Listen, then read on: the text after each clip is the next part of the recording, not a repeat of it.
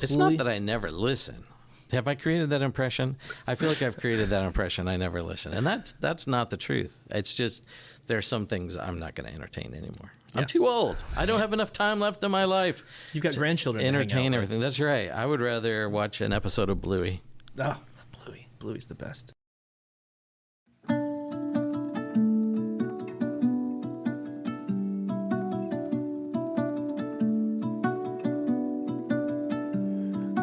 Depths of silence where echoes remain. You were the sunrise and I was the rain. A collision of souls opposing in flight. I was the darkness, you yearned for the light.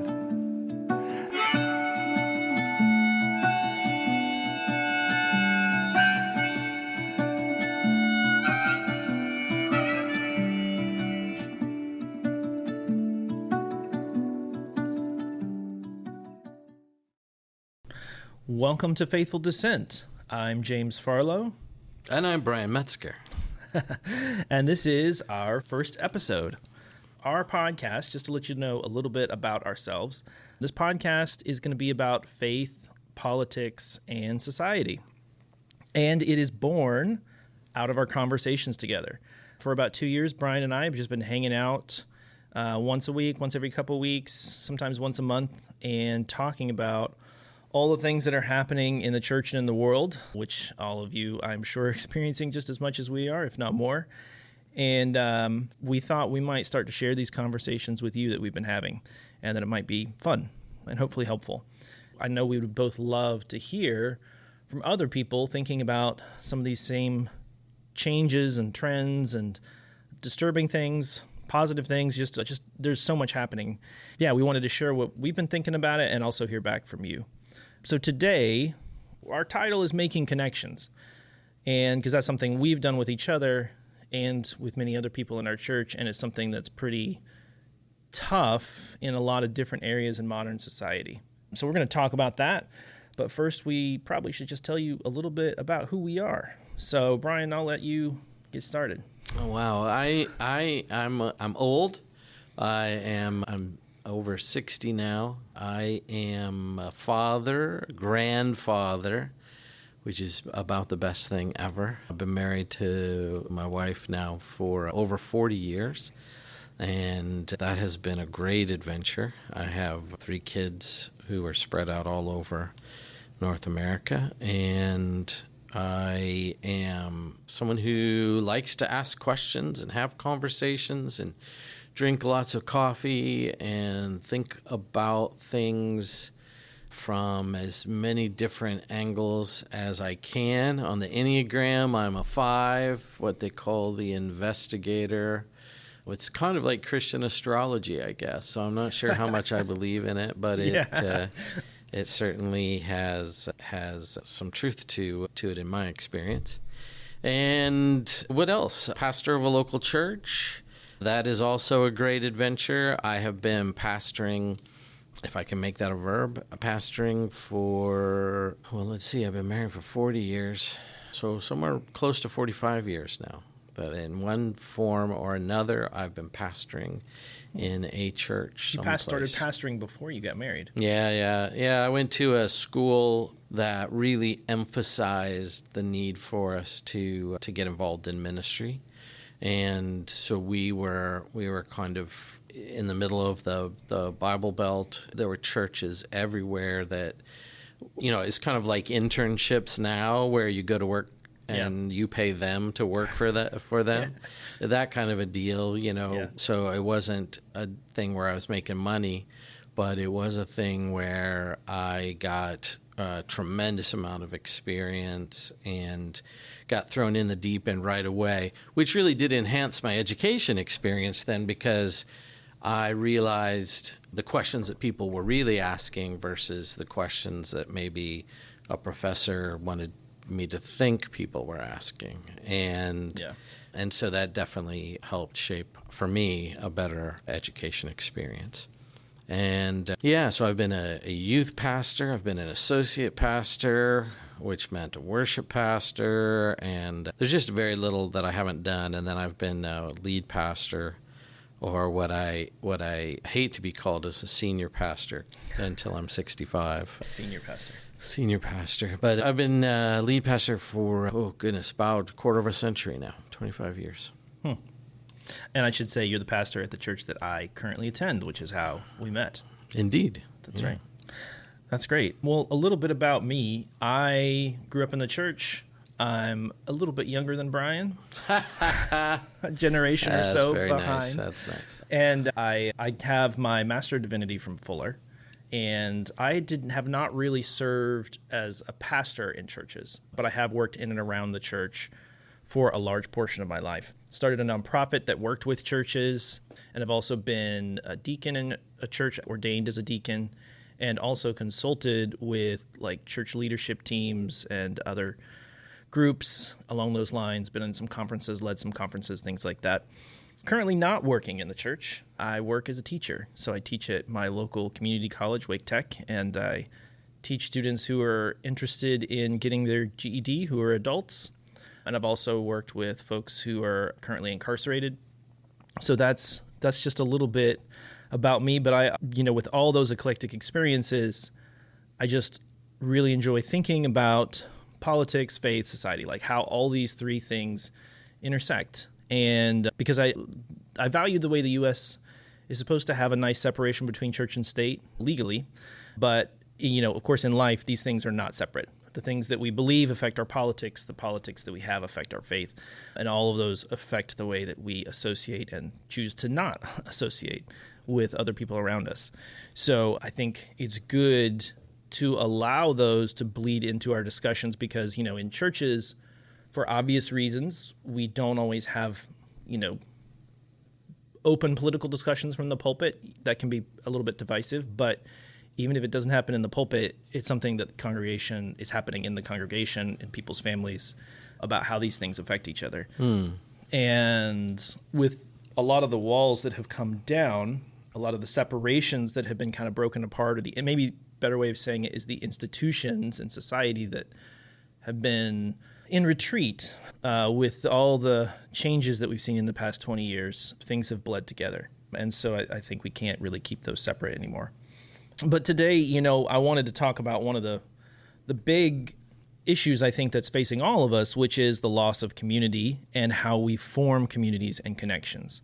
And so specifically, how do we make friends amidst all the divisions that are coming up around us? How do we be in relationship with people who we disagree with? I think that is something that has been really lost, a skill that I think has started to erode in the age of phones, is people like, one thing I thought about all the time is I keep seeing on Facebook, and I see it from both sides, you're dead to me. If you support this guy, I cannot talk to you anymore. And I see it all the time.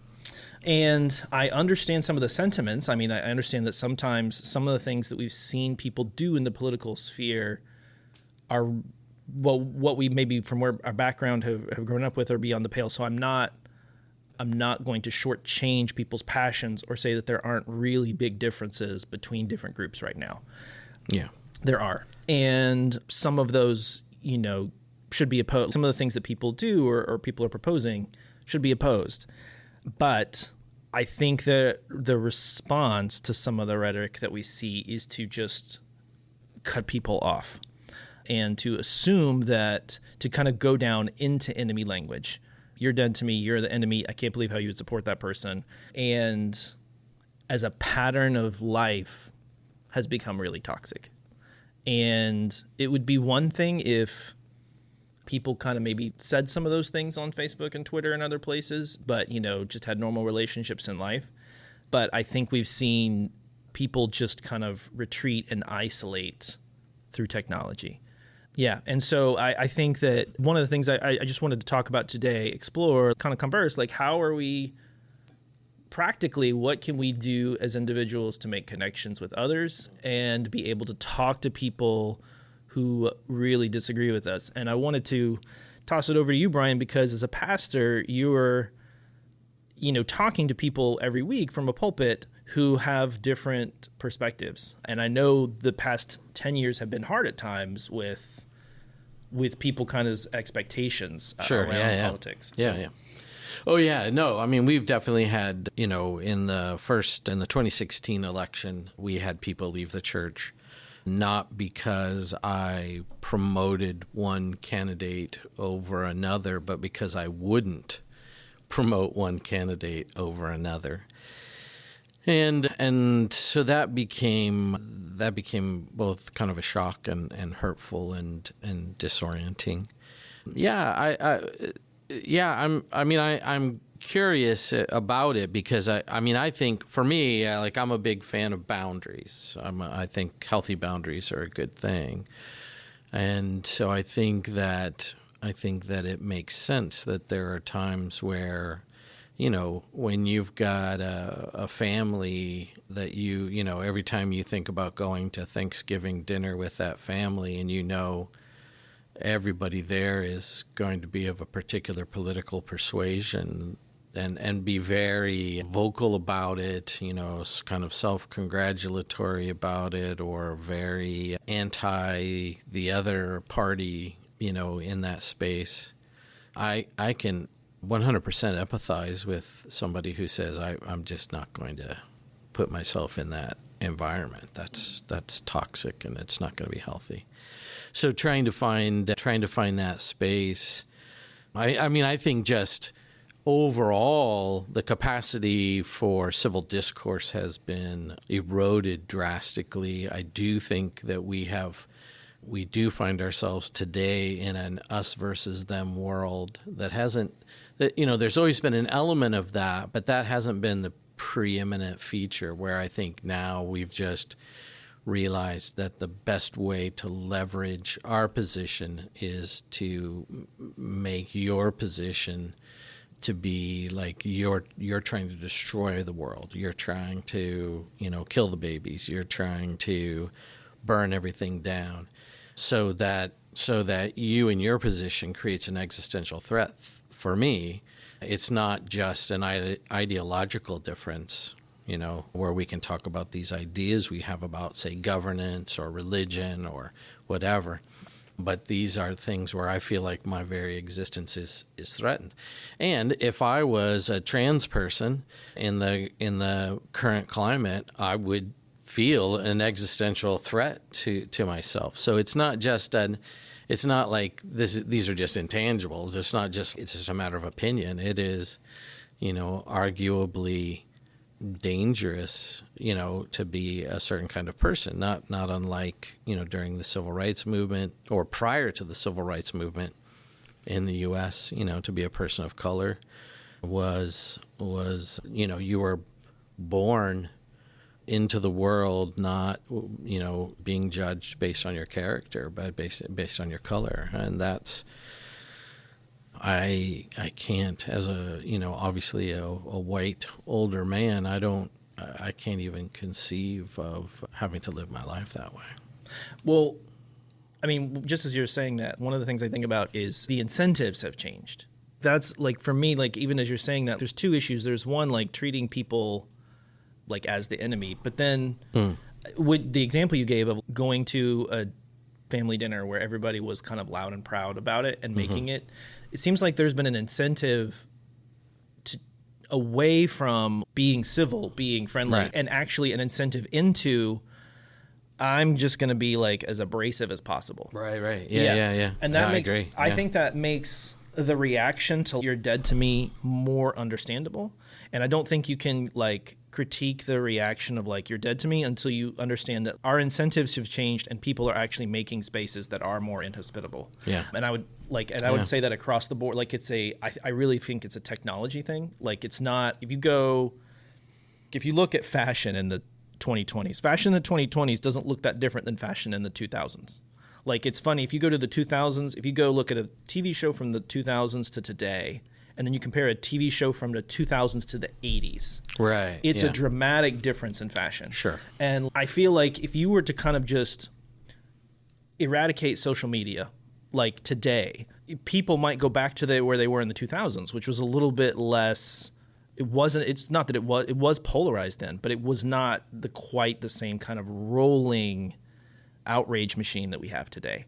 And maybe you see it differently, but I just think technology is driving the change in incentives. Where before there was an incentive of my primary interactions are with people in person, and I want them to like me. I want to be respected by them. I want to be civil by them. Like I always say, like when I was in the 90s, racism very much existed, but the general idea was that racism was bad. There wasn't like we can agree racism is bad. Racism is bad. But now it's on Twitter, that's not true. There's just open racist rhetoric where people let's be clear, it's X.com.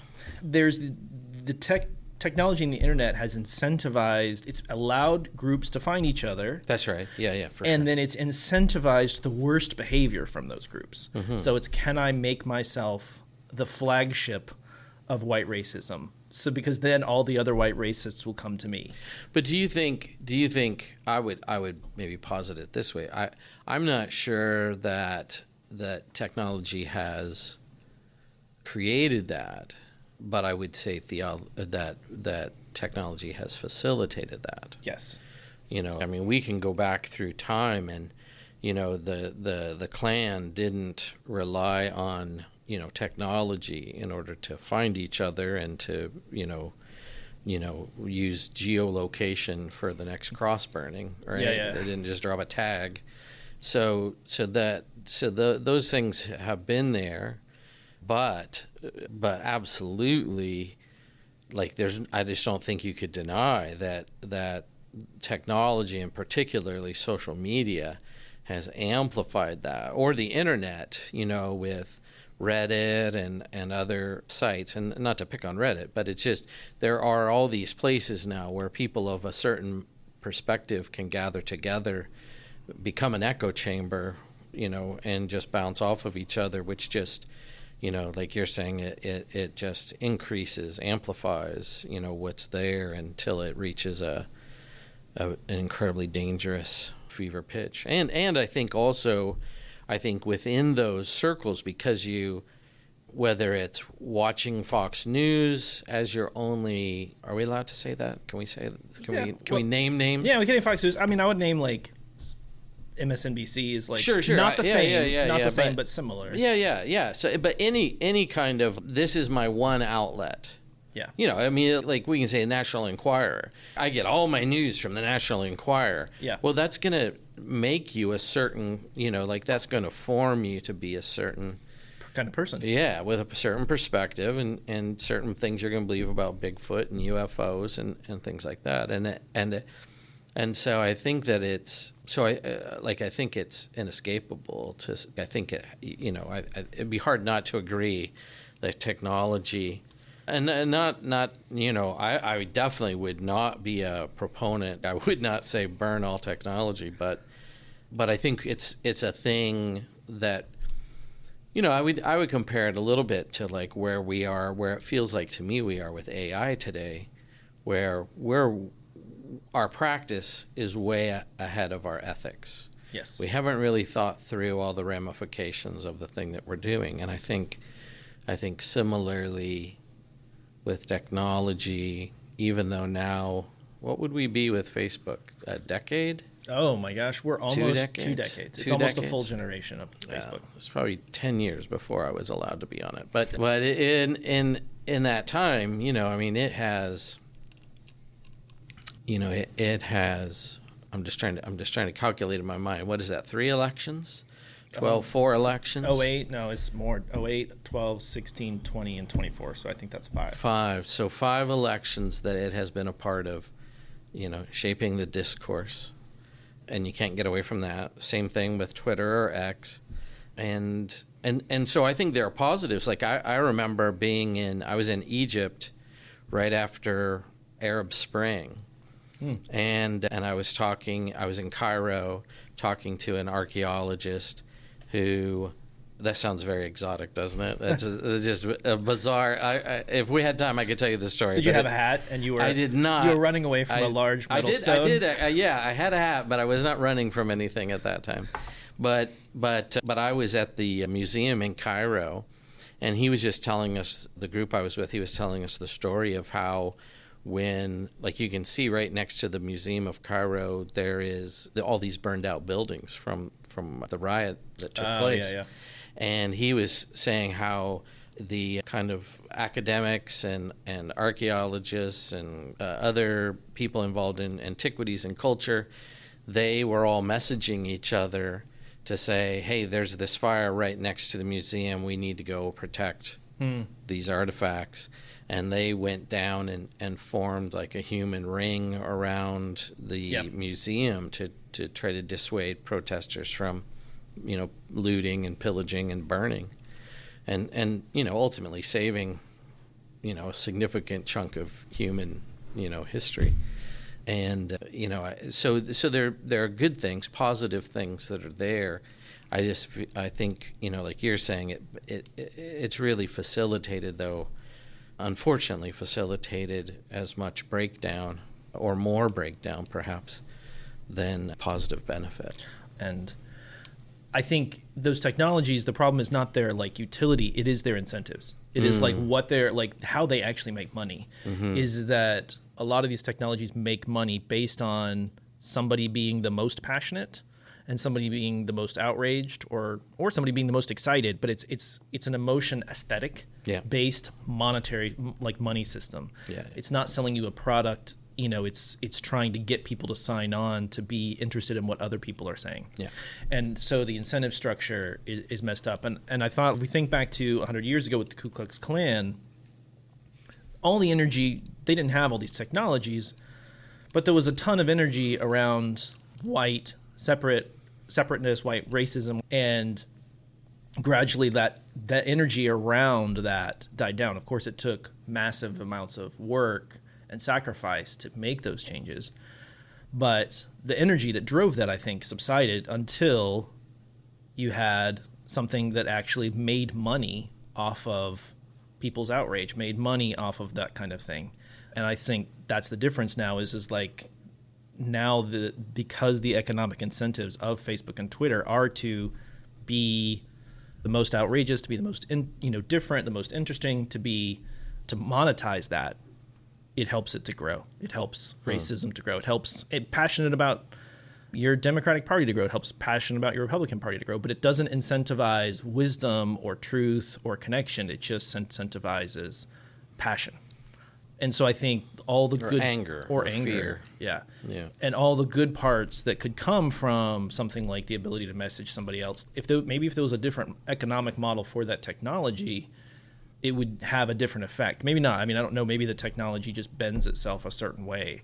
But like maybe if Facebook hadn't started out as a free and we make money off of ads, so then we have to get people's interest. Maybe if it started out as a subscription or something like that, maybe it would have worked differently. I don't know. But however it happened, it's where we are today. And right. I mean, so isn't the? I mean, I don't know if it's myth or fact, but it essentially started as a way to rate the attractiveness of university students. Initially, Zuckerberg was like, I don't have it all memorized, the real history, but it was. I know the basic story is yes, he was like mad and wanted to get back at some people, and so formed Facebook as a way to like rate people based on their attractiveness. I think it may be that like he was angry at a girl specifically. Okay. How could that possibly go wrong? And I won't say more than that because I'm not a Zuckerberg or Facebook expert. Know either. But yeah, I mean, I would say the technology was not exactly started with the purest of motives. Right.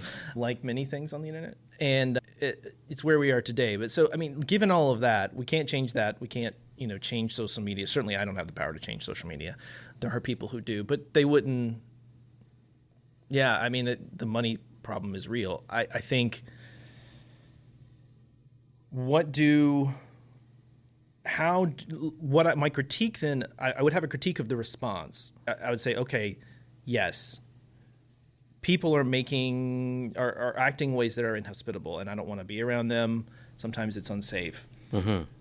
There's a response to that says these people are bad. Everything they care about is wrong. And that's a very human response. And what I actually think is is the reason we're caught in this loop is because we've gotten caught in that kind of response. Like we don't have institutions that are moderating the response. So people are just like, you're dead to me. If you're on the left, if you're on the left, you might be like, everybody on the right who supports Trump is wrong. Everything they believe is wrong. Everything they value is wrong. And I think that led to real problems for the Democrats in the 2020s. I think it led to them, without getting too political, it led to them supporting a guy who everybody thought was too old. I mean, the polls consistently showed everybody thinks Biden's too old. It was not a minority view even among Democrats. Like the polls before in 2024 among Democrats were more than 50% of Democrats thought Biden was too old to run again. Sure. But the party was so afraid of Trump and that they were unwilling to risk anything, and so they kind of went along with the idea of putting him forward, and then that had a cost. That had a cost to the election, where they ended up having to change somebody out 3 months before the election happened, and of course we know the outcome. It didn't work out for the Democrats. Mm-hmm. And I would also put on for that, say, the immigration story. I think that wherever you are on how much immigration is the right amount of immigration, right. That the Democrats dismissed concerns about immigration because, of course, Trump's rhetoric was so inflammatory around it.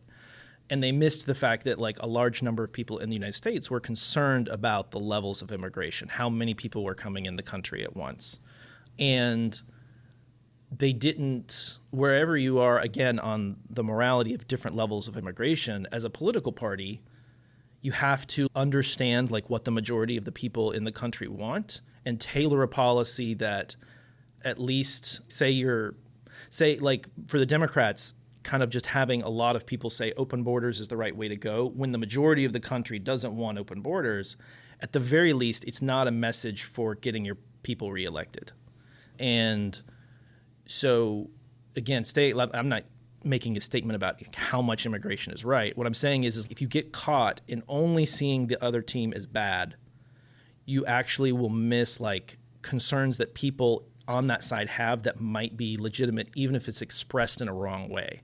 The system is incentivizing everybody to say things in the most outrageous way.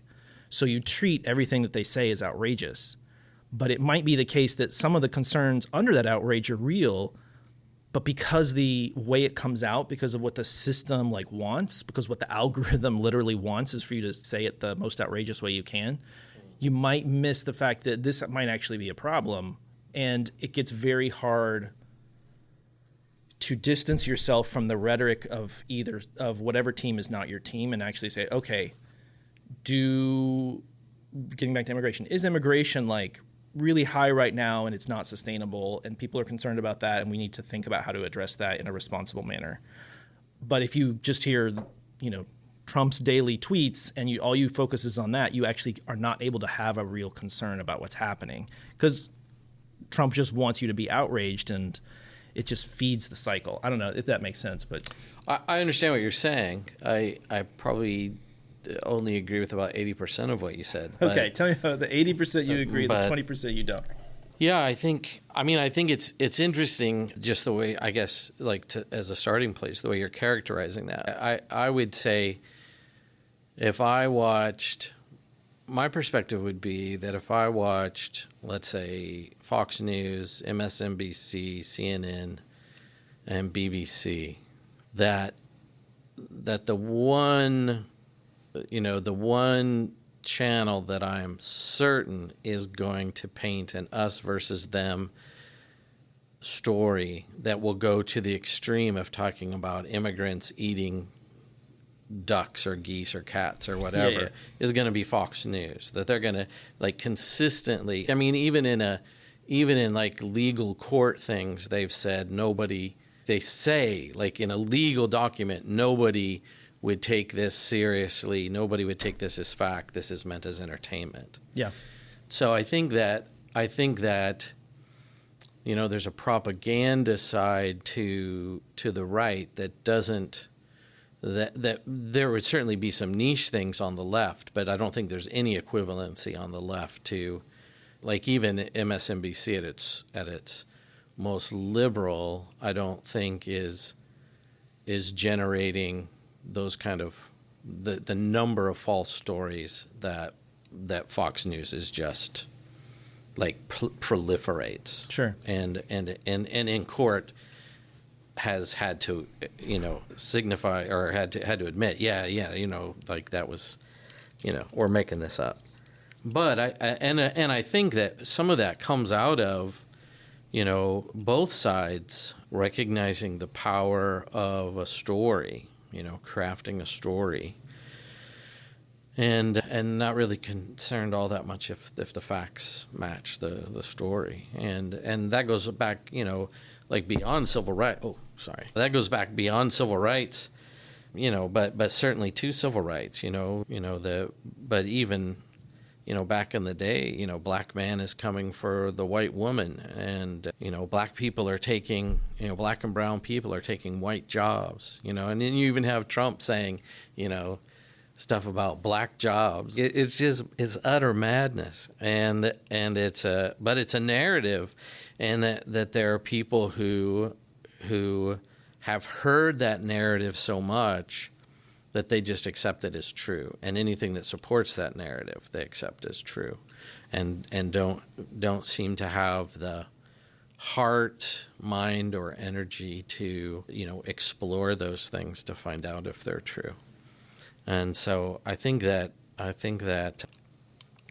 I'm not a Democrat, but I think what happened the first time with Hillary and Bernie. Clearly the DNC put their thumb on the scales for Hillary. That was they did not even give a fair shot to Bernie. Whether he should have been the nominee, I'm not talking about that. It's just very clear that there was backroom stuff going on in that situation. Same thing with, like you say, like with Biden then, no question that there just was a seeming, gap of leadership there. But I don't think any of that can compare to and it's not just Trump. It's it's all these Republican senators or representatives who unabashedly say the most outrageous things that are factually inaccurate. That not like in a little way, but in like big ways, factually inaccurate. But they do it without blushing. It's just because they've committed themselves to a narrative that they know captures a group of people. Which goes back to your point of technology. It is the inundation, I think, of this narrative. It's hearing this same thing over and over and over and over again. That it has to be true. It just becomes a given. Well, of course we know that this is true. We know it's this way. And well, I would say, for me, when I look at that, what I say is, why is their behavior different today than it was 25 years ago? Because it's not like some people would say, oh, it's the same Republican Party, and I don't agree. It's different. I think it's drastically different. And I think the Democratic Party is different too. They've both changed. Sure. Yep. And I think why are they different? So for my journey, I should say, I lived in Los Angeles during the rise of Trump, and I was floored when he won. I didn't, having lived in Los Angeles for 7 years and then DC for 4 years before that, I was like, nobody's going to vote for this clown, And then people did, of course. They did vote for him. And dun, dun, dun. Dun, dun, dun. And then I moved back to North Carolina, and North Carolina is famously a very evenly divided state. It's basically 48-48 every year, with 2% going one way or another, and usually on the Democrat, for the past 40 years, more often than not, on the governor, it's gone Democratic. And the fascinating thing, sorry to interrupt, but the fascinating thing for me looking at that is that if you look at all the centers, Asheville, Charlotte, Raleigh, Durham, Chapel Hill, they all go super blue. Yeah. And then it's the rural spaces that go super red. Yeah. And I'm mystified by that, just utterly mystified. Well, I think that's all technology-based, too. I think it's like that people in cities are living different. The gap between the way people in cities live and the gap between people in rural areas live and associate with each other drives those differences. Yeah, for sure. But, when I think... So North Carolina is famously, for president, it votes for the Republican. For governor, it often votes for the Democrat. We've had a Democrat again win in 2024, so we'll have at least 12 years straight of Democratic governance from the governor. Whereas every single time we've also voted for the Republican presidential candidate. So yeah, I think when I first moved here, we had a Republican governor, and then that changed. Yes, 2020, 2016, or 2016. Yeah, Cooper won that year, and then it's been Democrats since. But so living here and just meeting more people from various sides, Los Angeles tends to be a little bit of a bubble politically. I would say just a bubble. Yeah, just a bubble. A bubble. Yeah, about I think that's safe to say. I've come to think like it's technology that's driving these groups to change so quickly, and certainly on the Republican side in the past 10 years, there's all these incentives that drive out like the Mitt Romneys of the world, or I can't even like John Kasich, John McCain, who passed away, but I mean when Trump was like, I want my soldiers not to get captured, like that kind of thing. That was. I lost my mind on that one. Yeah. I thought literally when he said, I prefer them not to get captured, I thought that's it for him. Like he's done. But he wasn't. But that there's incentives that's driving out moderating voices. And for sure. Yeah. And so when I look at that, like as I've kind of moved back here and recalibrated, it's been like, okay, there's incentives that are just driving this behavior. Mm-hmm. And what I have to do to keep my sanity and not respond is to remember that the people who are underneath have real concerns.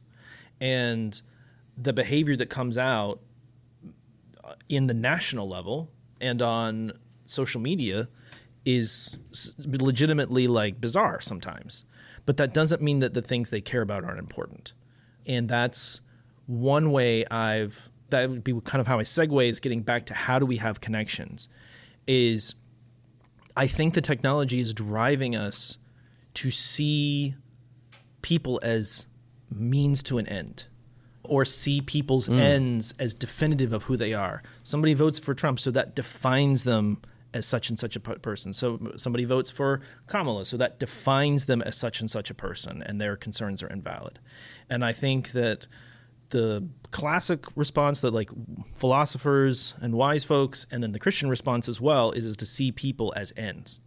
Like people as are ends in and of themselves. They are valuable in and of themselves. They are people who like they have worthwhile concerns. They have families. They have everything. And so you can treat you can't slide into. I mean, one of the commands that we talk about all the time, or at least we used to talk about all the time in the 80s and 90s church, was to love your enemies. That was like one of Jesus, who is my neighbor? My neighbor is the person that I am most repulsed by. And you can't get there if you see people as defined by their speech on Facebook and as like their politics as the end of the world. Except, I mean, but I think as you say that, or I feel, and maybe I'll say I'm hopeful that internally you're holding that by some degrees rather than an absolute statement. So if people post on Facebook that women exist to be raped, that you would say no, I can't. I'm not going there. Yeah. And so I think the thing is perhaps, the places where we come from. I know survivors of sexual abuse who absolutely categorically, if you say that you voted for Donald Trump, like they're triggered, rightfully so, because by his own admission and by findings of the court, and according to Elon's latest, do they still call it a tweet? I don't know. What do they call it on X? His latest expression, his latest whatever. But he's suggesting that Trump is not suggesting. He says Trump is in the Epstein files, and that's why it hasn't been released. So he's basically saying the president is a sexual offender, but that's not new news. So you've got a whole lot of women who I can understand if like if there was a white nationalist with Nazi leanings that I said that I voted for, I would understand why my Jewish friends were understandably peaked. Yeah. Yeah. Of course. No. Deeply concerned. I think it's the hard thing of like, how do you, the human thing of like, how do we hold a boundary? Like you said you like boundaries. Like, how do you hold a boundary with people's behavior and consequences and also not forget their humanity? So, I mean, I worked with folks who were incarcerated, some of whom committed really horrific crimes. Yeah. And one of the things I became impressed on working with these men and women, I worked both in men and women's prison, is they're still human. Mm-hmm. And when the system treats them as if they're not, which a good portion of the system does not, it leads to horrific consequences. Right. And, and like often those folks, first off, you can still see that they're image bearers. Right. They're image bearers of God, and they still have, valuable. So there's that, which happens no matter what they've done. That doesn't change. And then of course they still have things that they care about, things that they're interested in. I've learned many things from different people I've met in that system where I was like, oh, that's a really good insight. Oh, that matters. Mm-hmm. And that doesn't stop being true either. Mm-hmm. And it's not like everybody who voted for the other side stops being able to see anything right about the world, or like stops being able to have any modicum of truth that you might learn from. And we kind of forget that. And I want to move away from what the algorithm is of incentivizing us to do. If I'm going to sit down on a daily basis, if I'm going to have any kind of connection, I'm going to have to be prepared. This person is going to disagree and do things that I don't like. It's possible they'll hurt me. It's possible, I will just think, oh, I can't, I don't know why you support that. And if the person themselves is not the end, if it's just like, you're valuable, I want to know you, some of the things you care about, I'm going to disagree about. Some of the things you care about, I'm going to wholeheartedly agree with. And whatever that is, I'm going to treat you as valuable. If that's not your way of being, especially today, you can slide into everything they care about doesn't matter. And that's going to hurt your side in the end. That hurt the Democrats over the past 8 years. And of course, it hurt the Republicans before that, because if you look at the way the sides have gone back and forth, there was a movement on the Republican side first to basically say everything the Democrats care about is wrong because they're just evil. Like that, if you go back to the 90s, that was the way the Republicans talked about Democrats. For sure. And then Democrats were like, no, that's not true, and we don't think you're all evil. I mean, some obviously partisans did have rhetoric on both sides. But I mean, when I grew up, it was like Democrats were the one who were like, yeah, we don't hate Republicans. They're just like, stop hating us. And then it kind of swung. It swung to where, of course, with the rise of Trump, it became no, everything Republicans care about is bad, and then it's just kind of cemented itself there for both sides. And now, if you're on it's not to say they're equivalent, and I don't want to. This is not a both sidesism perspective where like all sides are bad, all sides are equally bad. That's not what I'm saying either. It's that the playing field we have now is, if you're not on my team, you're bad. And I don't have to care about anything you say. Right. Sure. Yeah. Yeah. I think that's not healthy. That's putting boundaries in unhealthy places. But I think that. But I also think it's unhealthy to say that there is no point to boundaries, or we shouldn't have boundaries, or that boundaries are harmful. I think that it does. I think there is a need to think about those things, to have conversations about those things. But then I think, some of that is like for your own sanity, for your own safety, even, to have those lines and be able to speak unequivocally about, your perception of things. I realize it was, 2,000 years ago in a different culture and a different time, but Jesus, if we look to him as some kind of an example, he has, he speaks pretty clearly to the, to the parties of his day. And, he's not afraid to call people whitewashed tombs full of dead men's bones or children of the devil or, brood of poisonous vipers. Yeah. So it's It's not, we're not asked to not make distinctions. No. But we do need to find a way to be able to, within the story, we have, Jesus sitting down in the homes for a meal with some of those people, and then, giving them a hard time for the way they behave, even in that context, right? So even at that dinner party, he's exerting his influence, for them to see this woman, like you're describing, see this woman as the image of God bearer that she is, not as the woman of ill repute that they perceive her to be. So, but I think we're at a place where, at least right now, the way I feel is we're at a place where that field is so flooded with false information, false narratives, that it's really difficult to even have a civil conversation with somebody, because we fall back on our, Biden's been dead since 2020, replaced by a robot. Yeah. How do I even begin to, that's... I mean, one approach is, some people will choose differently, but I think that a lot of the rhetoric on social media is just pointless. So for me, if I look at what is the influence I have? I'm one person out of 330 million.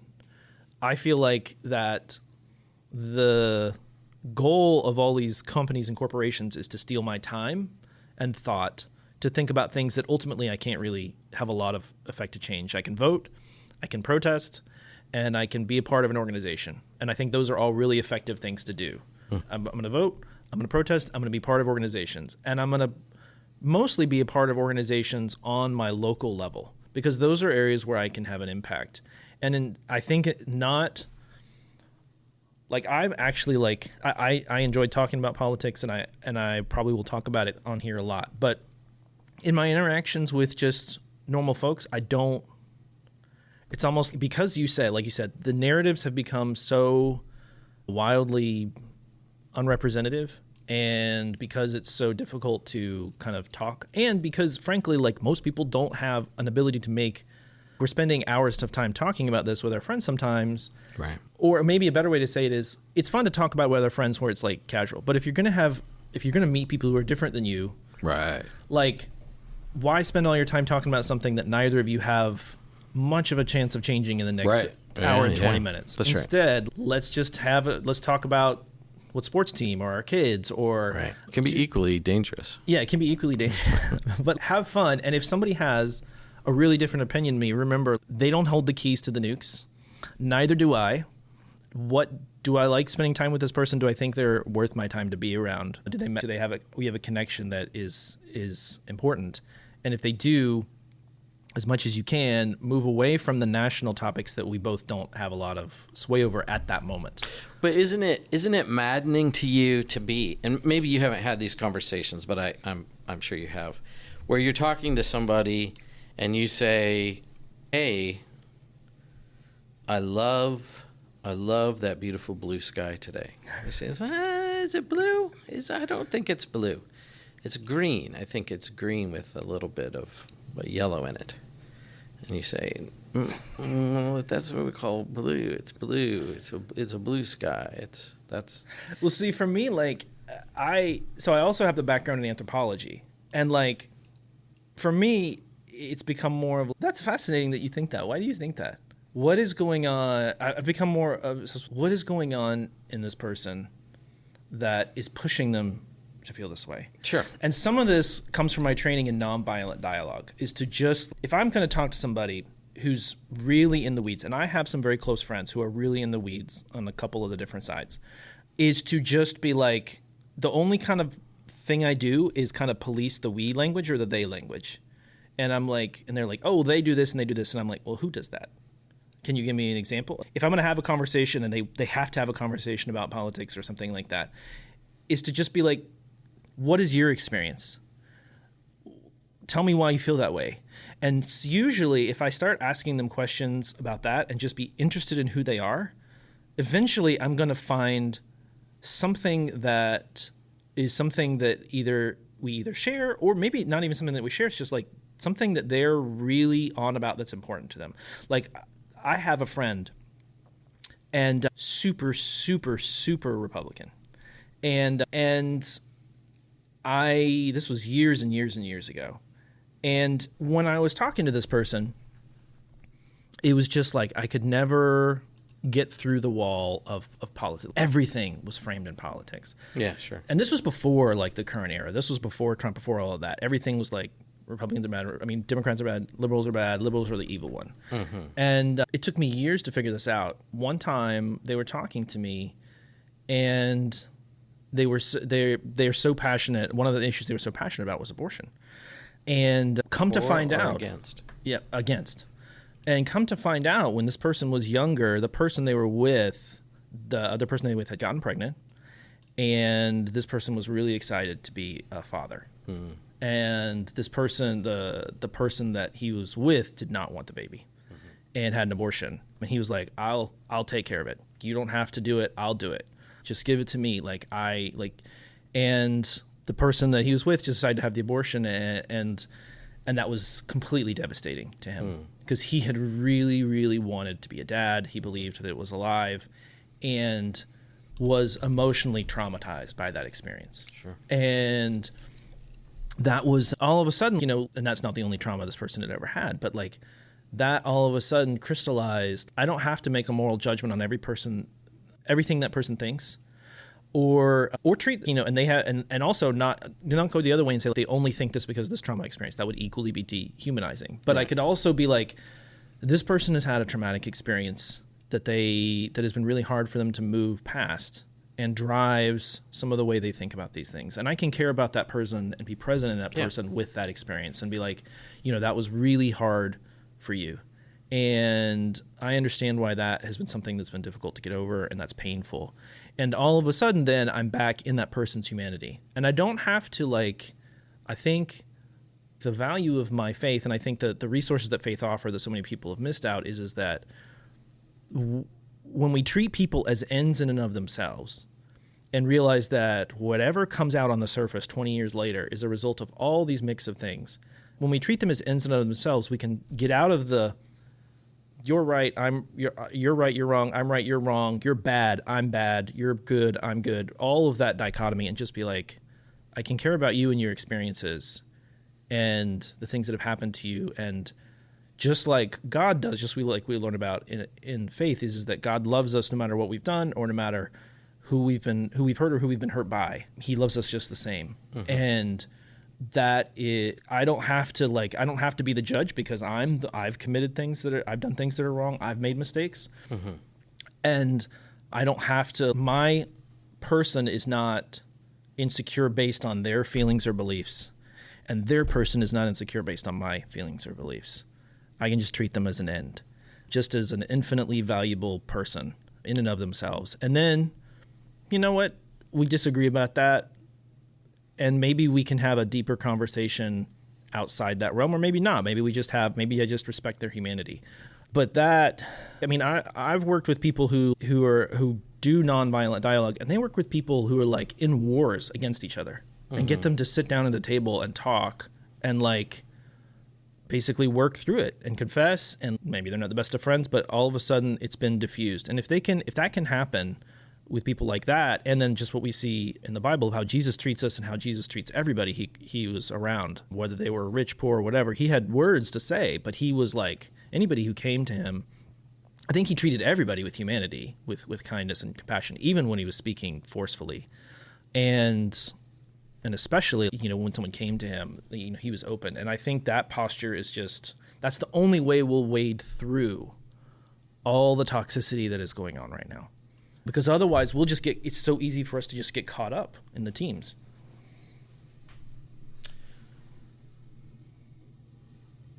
Yeah. Yeah, I think that's true. I think though, at least I'll speak for myself. I know that it's easier for me to hold as a person who is like I'm in the power class, right? I'm in the dominant culture. If I was here as an undocumented migrant worker from Central America, no matter how long I've lived and been employed here, I would feel like life was a pretty dangerous proposition at the moment. Or I mean, just even if I was, just a black person living in the South, I mean, I have friends who, there are places that they will not stop and get gas because it doesn't feel safe.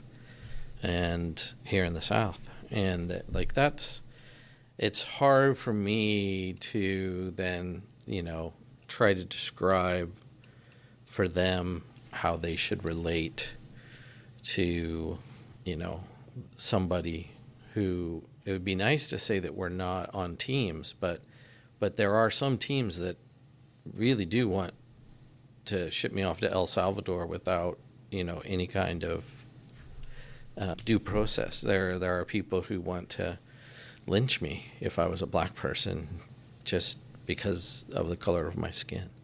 So it's I don't know, it just seems like we're in a time where, I mean, and I think those things have always existed. There are always evil people who are trying to perpetrate evil on others, who are seeking power over, who want to dominate, who want to take what you have, all those things. It's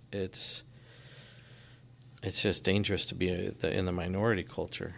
I mean, I think that the challenge to everybody is the boundary challenge of how do I put up boundaries, strong boundaries, without myself reciprocating the evil or the otherness. Sure, yeah. It's like I can say, this person is doing something that's really terrible, and there's several people allied with them, or a lot of people allied with them, and not go into therefore all those people are bad, or everybody who is on the other side of that line is unredeemable or is all in the same accord. It's like, this person, if you've been harmed by a person who has a particular identity marker, it is always a challenge to not erect a barrier to that group. Right. And that's true for all humans. And it is also something that's really important. Whatever, I mean, we see it with everything. It's like, I've been harmed by, like I get cut off on the highway by X person. And the human instinct is to be like, oh, that kind of person does this. That's everybody's instinct. It's not particular to one group. It's all of our instincts. Sure. And I think that exists for, you could say, evolutionary reasons. Like for humans, like we're very good at picking out patterns and identifying types, and that can keep us safe. But it also perpetuates harm. It perpetuates continued cycles of violence. For sure. And if you ever want to get out of the cycle of violence, I'm going to hold that boundary. I'm going to say what you did is wrong. I'm not going to say that something this group is doing or this team is doing is okay. And I'm going to oppose it with everything that I am. But I'm going to work as much as I can not to dehumanize or say that just because somebody else who might appear that they belong to that group, they're automatically an enemy. Yeah, I feel like you're conflating two categories, though. You've got, on one hand, you're like you're saying in that example, this type of person cuts me off, but the other category is the people who cut people off. And I think we need to avoid the people who cut people off and not avoid people just on the basis of their appearance, just because of a thing that they've done. Does that make sense? So that there are people who, there could be 100 reasons why that thing just happened with that person. But when that person consistently cuts people off or steals from your wallet or tells you a racist joke, then I think you're not talking about all white people do this. You're saying people who do this are people I don't want to be around. Yeah, and I would say the challenge I would say is that that's what people do with people who vote a certain way. And that's different than somebody who beats you up.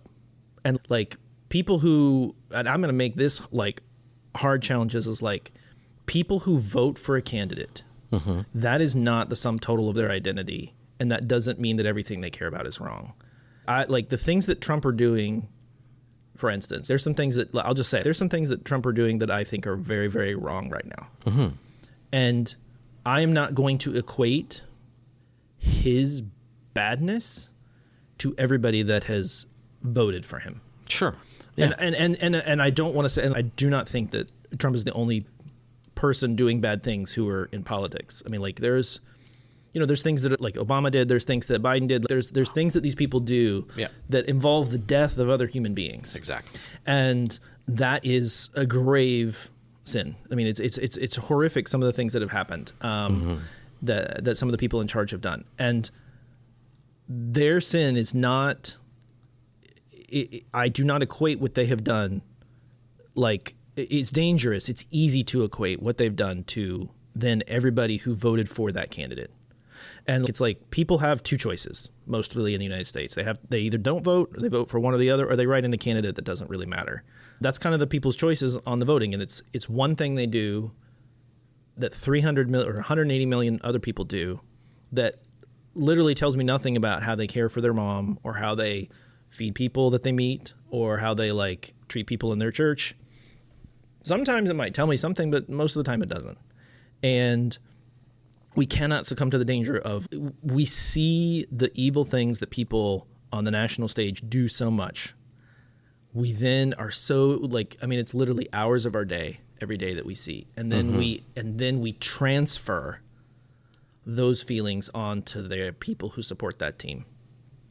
And right, but don't you think that, like, so let's say person A votes for Trump, and you ask your question, you're curious. Well, what makes you do that? Why would you do that? And they say, well, because I really believe in states' rights, and I believe in lower taxes, and I believe in a smaller federal government, and so they articulate all those things. But then you see them on January 6th storming the Capitol building and beating police officers to the point that they have a heart attack and die. We can separate those two things, right? We can identify that. We can identify that, that person who votes for Trump could have a multitude of reasons, but someone who, or let's make it less kind of extreme. What if just he is sending people to El Salvador, to a prison, people who are here legally, to a prison in El Salvador where they will, potentially never be heard from again.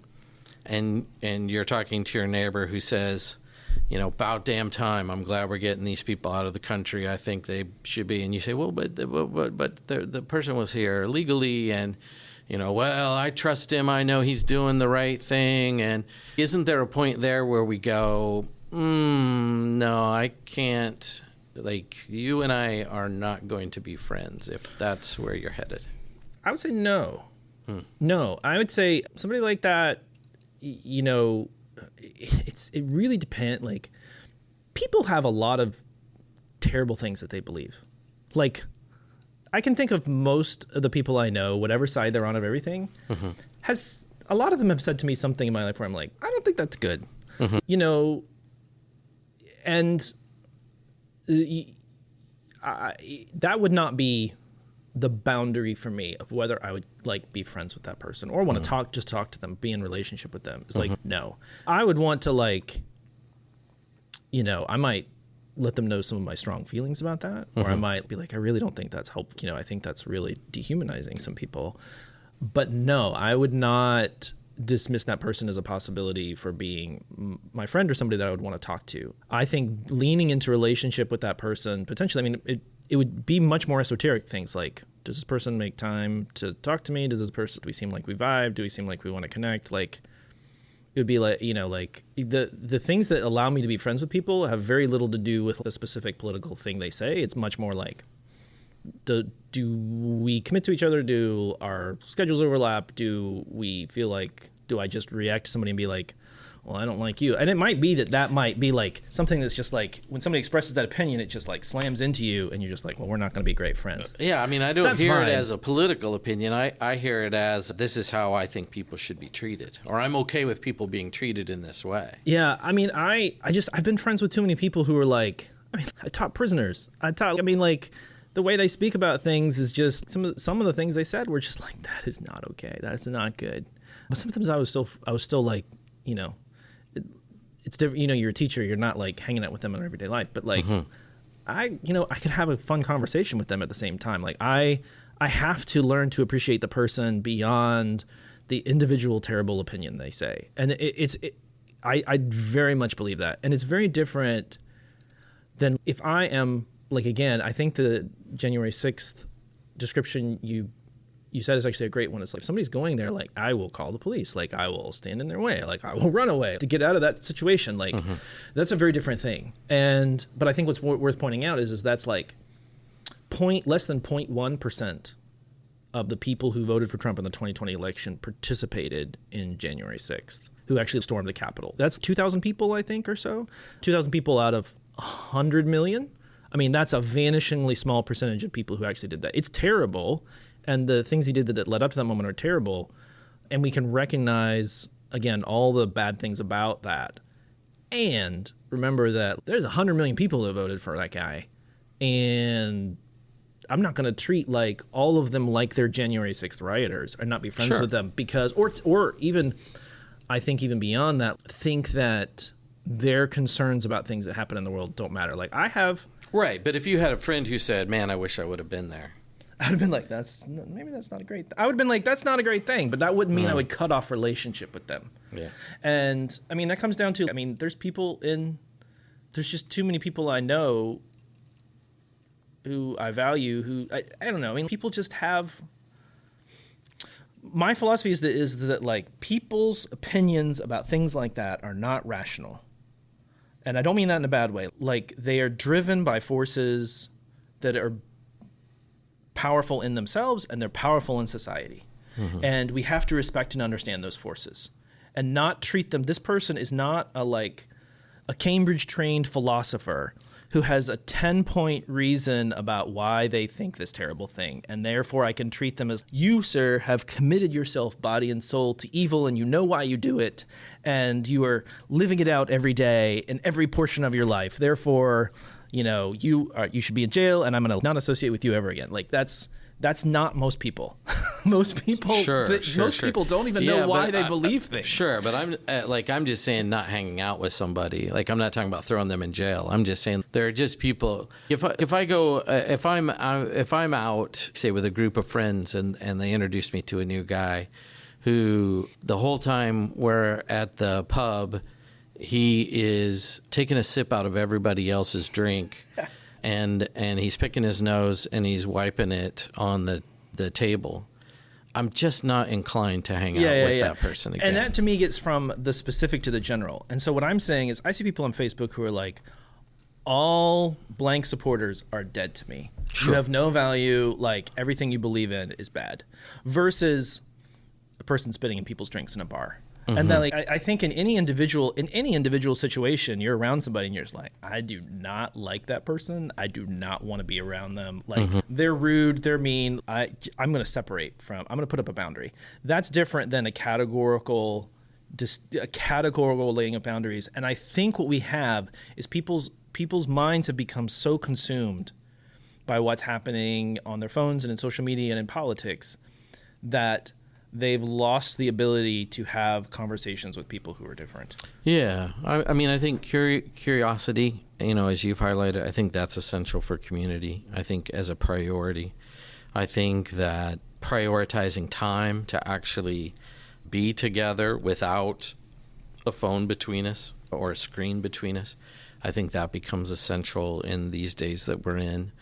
And I think, or maybe another way to say it is proximity. Like it is like I've seen families on vacation who all have their cell phones that are in a beautiful place in Europe, and they're just all sitting there at a table in Looking at their phone. an extraordinarily beautiful place, and they're just all clicking away on their phone while their croissant sets in front of them and pigeons are flying overhead, and there's street musicians playing, and they're not taking in anything. They're just clicking away.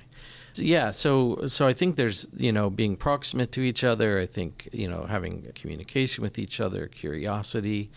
And I think, Jesus, again, I guess it's okay for us to talk about Jesus. And he, It's always okay. When he sends out his disciples to say, go find more people like yourselves, he says, go into these places and look for people of peace.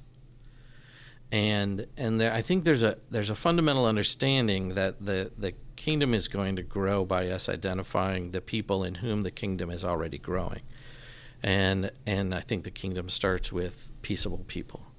And that's not to say that there won't be people like, pick any of the 12 disciples, who become followers of Jesus, but who are outliers who become part of the in-group. But I think that we do want to look for people in our life who are peaceable people, because if your life, say for instance, if you said the only friends I'm going to make are people who are in incarceration, that is going to shape your life in a particular way. Yeah. That may be the way you want to shape your life, but it may not. And I think that you are going to predict what your future life is going to feel like, depending on the people that you surround yourself with, or the people you don't surround yourself with. And by that I mean just the absence of people, which I think is as frightening a prospect as the wrong kind of people. Yeah, I agree. And if I was to have to sum up my perspective on it, it would be like the boundaries that you draw should be based on the real world experience you have with a person, not the abstract perspective. So I won't say on Facebook, I'm not going to have a conversation with you if you're a Trump supporter or if you're a whatever supporter, frankly. And then if I have a conversation with you and you're just a jerk and you're no fun to be around, I'm not going to be around you. Or if you're doing something that's toxic, I'm going to take certain boundary steps to prevent that toxicity from happening. Right. Yeah. And that would be like the first thing. And then the second thing I would say Seems is healthy. I want to, so that's like that's the in-person thing. Yeah. The second thing I would say is I don't want to dismiss every concern that people on the other team have. For sure. The thing, even if it sounds terrible. Or delegitimize it. Delegitimize it. Even if some of the rhetoric, again, I'll go back to the immigration question, is like, wherever you lie on that, if I was to take the two extreme positions, like no immigration and open borders, I would think both of those are, from a practical perspective, like not the best ideas. Like having no way of understanding who's coming into the country and like allowing infinite numbers of people to come in could be destabilizing to different regions. Closing down the borders completely is not going to make you any safer, and it's just wrong. Like it's the wrong thing to do. And deporting people, like both of those are bad extremes. And I'm going to hear people from a certain side express in one of those extreme views because of the way social media works right now. And what I don't want to do is to just close off to the side that says, to the team that is more on restrictions, and close off all of their concerns. Or if I'm on the other side, to close off the team that's full open borders. If I'm on the side that's like open borders sounds like terrifying to me, I can't close myself off to some of the arguments that are in that team around a more free society, because those arguments are important. And I don't want to close myself off to some of the folks that are on the other side either. But you would agree, though, that, and I know we need to wrap up, but you would agree that some of these things are not things you've never thought of before. What do you mean? Some of these things are things that you've gone down that road. You've had those conversations. You've analyzed those perspectives. And for whatever reason, you've settled on a particular perspective. Yeah. And so it seems almost disingenuous to say, all right, I've the argument you're about to make, I've heard 15 times, and I can tell you 15 reasons why I have not come to the perspective that you are holding. But persuade me again. Yeah, it'd be more like I would be more concerned about my own ignorance, like in the sense of things change. Mm-hmm. If you're going back to the immigration question, like the reality of the world in 2000 was different than the reality of the world in 2025. And what happens to all of us is that when we're in our lives and in movements, we get whatever opinion we have, we tend to see the things that affirm that opinion over time. Sure, and then the world Yeah. goes and changes. And if your first response, like my first response is what I've learned is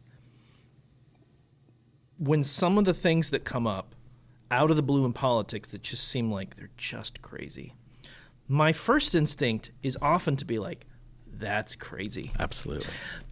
What I've learned to be like is to ask the question, why is this crazy? Why is this why is this crazy? Why is this thing that I think is crazy happening? What is pushing this? Yeah, for and sure. So that's the better question. What's behind it's this? Not just sometimes the things that are crazy, they start out as, this is getting into like paradigms, and what's the guy's name? Kuhn, and talks about like how like the way, like basically conventional wisdom over time becomes ossified, and then usually what happens is that a new theory comes along, and at first it seems crazy to everybody who's in the old conventional wisdom. Mm-hmm. And because it's just not, it's outside the bounds of what's accepted. Mm-hmm. The Overton window is kind of similar to this. And one of the things I have to always be aware of is, what if I'm the one who's like in the convention and like something important is coming along, and at first it seems crazy to me. For sure. And it maybe one expression of it is crazy. Mm-hmm. But that maybe there's something underneath this that could only come out. I think we see this a lot in like health stuff. We'll see things come out, and at first it's only the people who are on the fringe who like say, oh, this particular treatment is not working, or like whatever. And the establishment dismisses that, and they're all crazy. And then a lot of those things that come up might just be things that are just like not worth pursuing. But then something comes up, and the first people to adopt it are the people who are on the fringes. Mm-hmm. And so then, and so we always want to just take a moment and be like, okay, yes, it's the people who are on the fringes whose opinions are not exactly always trustworthy and kind of might be loosey-goosey, but why? Let's take a second. Is there something happening here that I'm not aware of? And so I was just like that. I think that's just a healthy life attitude to have. I think it can be. I guess for me, like I think like I would definitely apply that in situations where we are moving from, let's say, restriction to freedom. But I would be very hesitant to do that in situations where we are moving from freedom to restriction. So, for instance, like if you came into our church and said, I see you allow women to preach and to be leaders in the church. You know, I think there are 15 Bible verses that say I'm not going to have that conversation with you. I've been down that road so many times that it would be a waste of your time and my time both, because that's just a settled issue for me. Women can preach, women can teach, women can hold places of leadership. It's not because I haven't explored that. Yeah. It's because I have explored that so much that I'll just cut to the chase for both of us and just encourage you that if that is a core conviction for you that you're not prepared to change your mind on. If you want to talk about why I hold the position that I hold, I'll be happy to articulate that. But if you want to, if your real goal, I mean, I've been in church situations where, like, I've had people come into the church and say, well, we noticed that the women here don't wear head coverings. Yeah. You know, here's why women should. This is the Bible clearly says women should wear head coverings. It's just not a conversation that I'm going to continue to have with people. What I would say is like the difference between what I'm talking about is if all of a sudden 10 of your members who had never expressed an interest in head coverings suddenly came up and were like, we think women should have head coverings, I would want to ask, why did this happen? Right. Yeah, that's what I'm saying. Right. Is Sure, like sure, I sure. wouldn't, and I think that. No, I agree. Yeah. I think the tendency in politics is just to dismiss. Yeah. Rather Yeah, than be yeah. like, what is driving this right now? That's really all I'm saying. Yeah, I know. And I think that is a very important question. What's the power behind the power? What's pushing that? I think is a thing we need to explore. Yeah. And I think that's probably a good place to wrap up because we've been talking for a good while now. Do we have some good music or something we can play now that Yes, it will magically. people feel good? Here's the magic music. It's going to appear. All right. It will appear later. Currently for you. Well, I don't know if this is the part. We don't have our next episode outlined yet.